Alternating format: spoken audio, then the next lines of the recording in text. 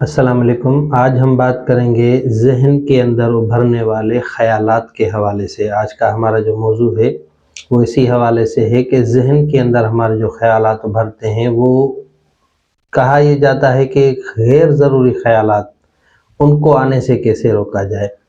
तो ये गैर ज़रूरी ख़यालात का आना किस सबब की वजह से होता है, उसकी बुनियाद क्या होती है, इसको समझने की कोशिश करेंगे। देखिए, हमारे जो ख़याल हैं वो हमारे किरदार का आईना होते हैं, हमारी ज़ात की परछाई होते हैं। अगर हम खुद को परखना चाहें तो अपने ख़यालात की बिना पर हम खुद को भी परख सकते हैं। मतलब ये कि ख़यालात का ज़हन के अंदर आना, ये तो फ़ितरी अमल है, ये तो कॉमन सी बात है, ये तो हर इंसान में मौजूद है। अगर ये ना हो तो ये जितनी भी मादी तरक्की होती है ये सारी की सारी रुक जाए। ये ज़हन में आने वाले ख़यालात की बुनियाद पे ही मादी तरक्की होती है। लेकिन अहम चीज़ ये है कि हमारे ज़हन में जो ख़यालात आ रहे हैं वो किस किस्म के हैं, वो बामकसद हैं, वो बामानी हैं, क्या वो ज़रूरी हैं या वो गैर ज़रूरी ख़यालात हैं, वो किसी मकसद से जुड़े हुए नहीं, वो पूरा दिन हमें यानी बस तंग करने के लिए आते हैं और कोई उनका मकसद नहीं होता, बस आए दिन उभरते रहते हैं ज़हन के अंदर। ऐसा क्यों होता है?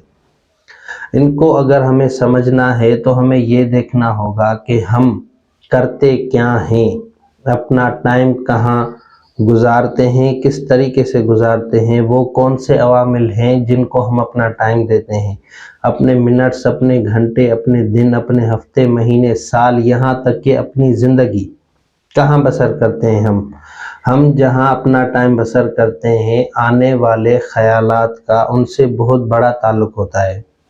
अगर कोई ये कहता है कि मेरे ज़हन में गैर ज़रूरी ख़यालात आते हैं, हर वक्त आते रहते हैं, तो उसको ये देखना चाहिए कि वो अपना टाइम कहाँ गुजारता है, अपने दिन कहाँ गुजारता है, अपनी ज़िंदगी का इस्तेमाल किस तरीके से करता है। उसके ज़हन के अंदर गैर ज़रूरी ख़यालात का आना इस बात की निशानदेही है कि उसकी जो ज़िंदगी है वो बामकसद नहीं गुजर रही, वो अपना टाइम गैर ज़रूरी चीज़ों को दे रहा है, तभी गैर ज़रूरी ख़यालात उसके ज़हन में आ रहे हैं।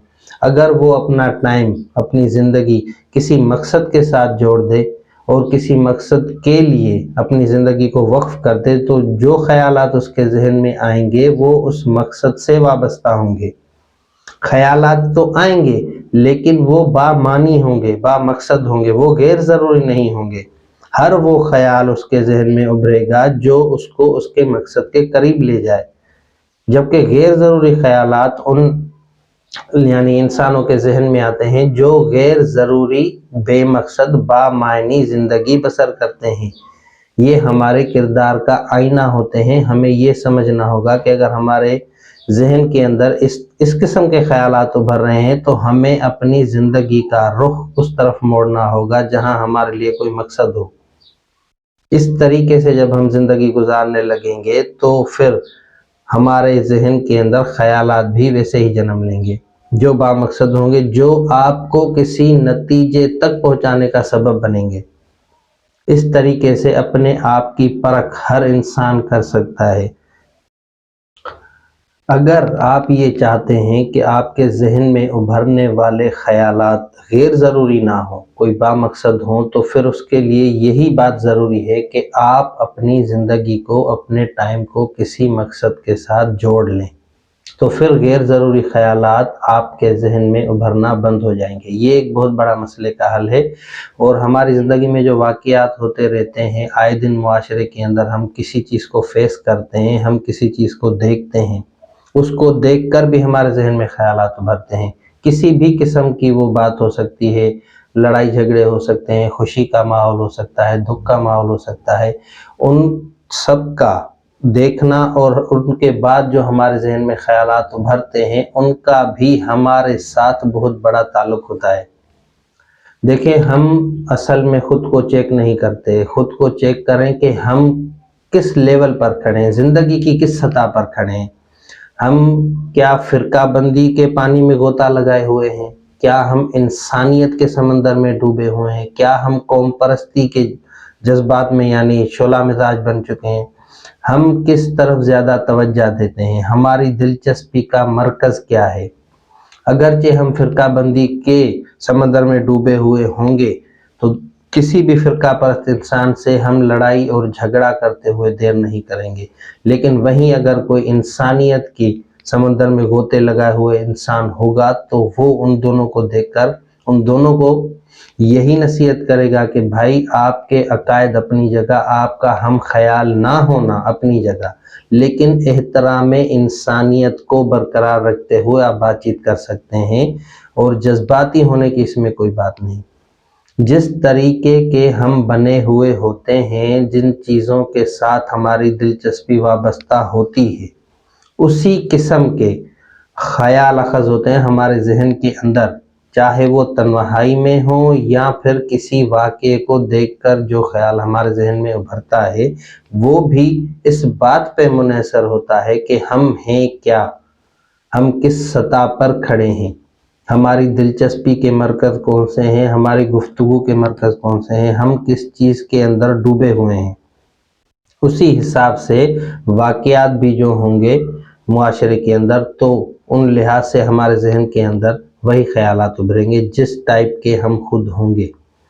تو آپ یہ دیکھیں کہ اگر آپ چاہتے ہیں کہ آپ کے اندر جو خیالات آئیں وہ پاکیزہ ہوں، وہ با مقصد ہوں، وہ با معنی ہو، تو اپنی زندگی کو پاکیزہ بنائیں، اپنی نیت کو پاکیزہ بنائیں، تو پھر اپنی یعنی سوچ کو پاکیزہ بنانے کا یہی طریقہ ہے، تو پھر آپ کو خیالات بھی بہت اچھے اچھے آئیں گے جو کسی مقصد کے ساتھ جڑے ہوئے ہوں گے۔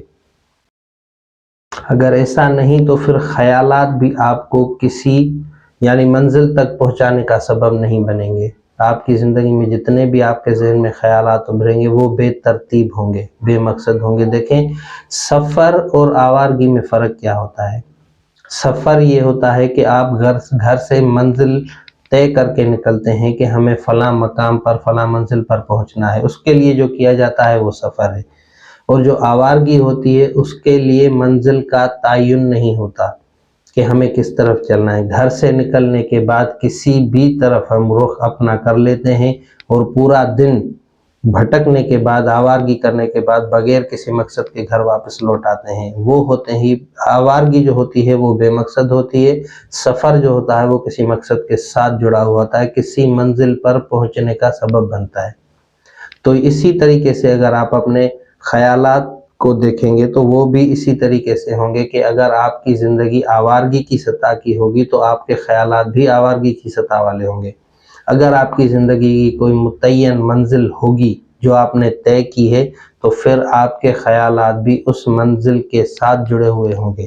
کیا آپ کی زندگی کسی منزل کے ساتھ جڑی ہوئی ہے؟ کیا آپ کی زندگی میں آپ نے یہ طے کیا ہے کہ آگے چل کے 5 سال بعد مجھے فلاں جگہ فلاں منزل پہ پہنچنا ہے، مجھے یہ چیز حاصل کرنی ہے، اپنے اندر یہ خوبی پیدا کرنی ہے؟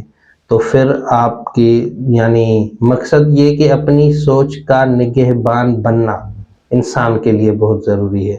آپ اپنی سوچ کے نگہبان بن کر ہی اس کو تبدیل کر سکتے ہیں۔ آپ اپنے خیالوں کی پہرے داری کرنے کے بعد ہی اپنے خیالات کو تبدیل کر سکتے ہیں۔